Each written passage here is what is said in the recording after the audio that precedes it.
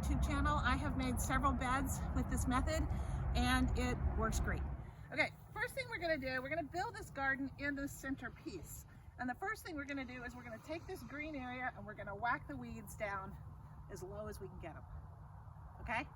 Can you do it? Next thing we're gonna do is girls with their toys. What I wanted for my birthday last year. It's called a broad fork. It's great for opening up the ground. I'm sticking it in. I'm loosening up the soil just a little bit.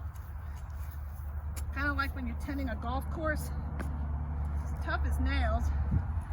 I'm not lifting, I'm not digging the soil. I'm just opening it up to aerate it a little bit. Kind of fun. So I'm just gonna do that. You gotta be careful not to spear your feet. Stick it in. This is just going down through the sod layer. Loosening the soil a little bit to aerate it. Yeah. Nelson, you've dug this soil in this area, right? It's hard. You know how hard it is? This is why I got onto no dig. Because this is a heck of a lot easier. And an aged person can do it. Which would not apply to anyone here today. No, not at all. All right. You're not doing every inch, you're just kind of every few bits. You are loosening up the soil. Okay. The bad thing about this method is it takes a lot of compost. So I did not have compost enough that I produced myself. So for this, I do buy it. And that is one of the downsides of this method. You do have to have a lot of compost. All right, so my next act, I'm just gonna take this compost and put it on the ground, like this. All right, I'm gonna put it over here. I want it to be about 4 inches thick. We can rake it out later. I'm gonna put that one right there. Yep, put it on there.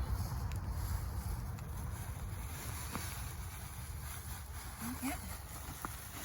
Yep, there we go. The good thing about this method is you don't have to do it all at once. You can do it in stages, which is useful because generally speaking, I'm out here doing this by myself and I run out of energy after a while. And today I'm actually gonna run out of compost. So I wanted just to do a piece of this. An observation that What's that? Becky and Nelson are actually related, and their great-great-grandparents would be ever so happy to see the two of them out here today working in the dirt. Earth, excuse me. Dirt, it's not earth. Dirt. Okay. Soil. The soil. Actually, one correction, Sandy.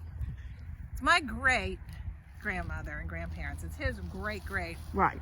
My son, who's 20, is his generation. Yes, I get lost in all of this, but it's a wonderful connection. Next thing we're going to do is actually make a weed barrier. Most no-dig methods, and several that I've used, use the cardboard on the bottom as the weed barrier. This method flips it over. You notice that I put the compost straight on the ground. Now I'm going to put the weed barrier on top. And you need about 10 layers of newsprint. You can also use brown paper bags. This is like making paper mache. You soak them.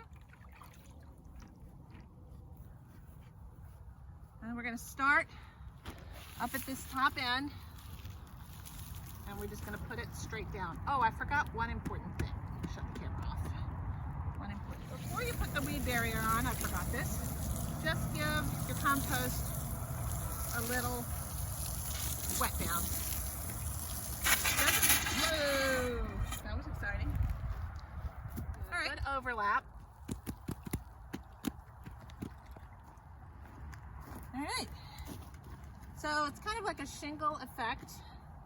This I will actually put under that other mulch, and I'll pull this edge mulch over top of this edge to keep it nice and weed free. So you're just going to continue to do this all the way down the line with a good overlap. It takes a lot of newsprint or paper bags, but you just want it thick enough and once we have this done, this is the part that, you know, I have to accumulate newspapers. Nobody reads newspapers anymore. So it's kind of hard to always accumulate. That's when I went to paper bags, which work just as well. And how many paper bags would you need? I do one thickness of paper bag because it's a thicker thing. This keeps the weeds down. It's amazing how well it works. And when you go to plant, I'm going to top this with about 6 inches of hay or straw. And then it's going to sit. You could plant in this right away. I like to let it sit and marinate for a little while. And I'm going to probably plant this bed up starting the end of April or in May. It's going to be mainly perennials, but I'm also going to maybe put the snake plant over here, the snake bean plant. You don't want to walk on your bed if possible, so you want it to be wide enough. All right, now we've had some windy days. How much of a concern that this paper takes on a life of its own? And it won't. It won't. It really melts. It's kind of like making paper mache when you're a kid. Okay. And it just will ultimately become part of the earth. So I was talking to Ella about this, my sister, and you know, I was getting her papers, and I said, well, it's one thing you don't have to take to the recycle. I said, it's better than recycling. It's better than reusing. You're actually replenishing the earth by doing this. So it's a win-win-win. You just got to get enough paper, which is a challenge, but we can do it. Yeah, nice paper here. We all passed 2nd grade, so we can do paper mache. There you go. See? This is going to be your weed barrier. The cool thing about this is you can work in segments, and you can come back and, you know, do it again, and you can make a bed anywhere you go. And I have found it's been super rich. Just it's amazing. That's where I was growing all those little tiny tomatoes last year that you like so much. Yum, yum. Yeah. Now, one question: do you think this method is preferable to the cardboard? Do you see any advantage to this over using the cardboard as your base? You do a lot less watering in the winter, in the summer. It holds and retains moisture much, much better. Are you hearing that, honey? There we go. See how easy this is? Thank you. All right, I'll go ahead and we'll do this area, and then I'll go put the straw on so you can see how it goes. This layer is going to keep any weed seeds or anything that's down way below, it's down below. It's not going to get light, and so it's not going to grow. You know, you're not going to have the grass and things from this field. I need one more now, and then we'll do the hay layer on top of this. Even if I were to stop this right now, I could come back tomorrow and finish it. So it's great for doing things in increments, and you can really do it about any time. But it'll dry out when it's on top here. So this is going to be my mulch barrier. It looks super thick right now, but it will just keep on composting down. And this will be both a mulch barrier, a mulch, as well as it'll keep weed seeds and things like that out. And then next winter, fall, you just add more hay on top, and then let it mulch down in the wintertime. And then in the spring you plant, because you've already done your barrier of weeds. It's really cool, and the beds are so rich because, you know, the soil here is hard, and the grass in this hayfield, you know, the roots go down like this. So when you go to dig, you've done this now, so when you go to dig, it's really hard work. And forget trying to get a rototiller through it. I mean, it'll, you know, it'll do it, but why bother? So this just makes, instead of tilling all that, this makes use of that. And in a minute, I'll show you what the soil underneath, way down, where the roots used to be, look like after 2-3 years of a no-dig bed. This kind of organic matter added in. What do you do, Becky, when you're ready to plant? Do you just... You try, it's so easy. You just pull this apart, you take your spade and you poke a hole through the newsprint, plunk your plant in. If you've got transplants, if you've got seeds, you can also direct sow.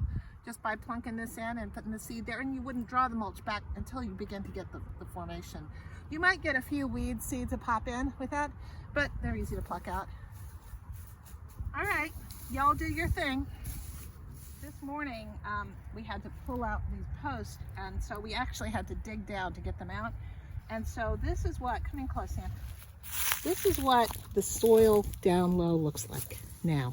That used to be grass and hayfield. Look at that. It's just as rich. The earth here is super red, but not this. This is full of organic matter. And yes, it's clay soil, but all that was a hayfield before, all that soil, all that growing matter became part of this area, and it's just super friable, super rich. Have not dug in here, have not done anything to, chop it up. Here's a little clod of clay, but look how easy it just comes. Yes. Thank you, Sandy, for videoing today. It was my pleasure, Becky. I loved hanging out in your yard and seeing all of the beauty that you have created over here. It's a project. It's amazing, and I feel like we have our own little botanical garden that we can just, and we do come over here sometimes when you're not home, but we don't go in the house, but we do come over, and I have eaten my weight in kale today. As long as you pull weeds. So, well, today the only thing I saw that I needed to get rid of was some of that kale that was just It's there. going everywhere. So, oh.